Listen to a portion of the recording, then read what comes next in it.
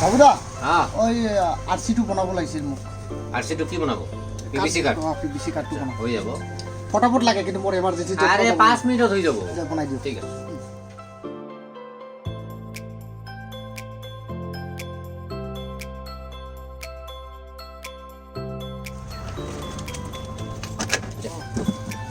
বাহ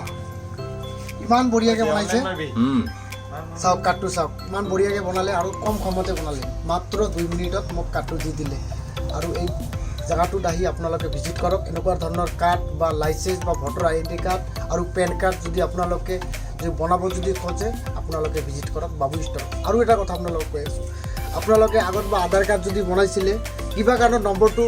হেৰাই গ'ল সেই নম্বৰটো চেঞ্জ কৰিব পাৰিব ইয়াতে যি পেন কাৰ্ডটো কৰিব পাৰিব এভৰিথিং কাম হ'ব ইয়াতে কম সময়ত ইয়াতে ভিজিট কৰক এড্ৰেছটো হৈ আছে ফকিৰা গেৰাম কোদালধোৱাত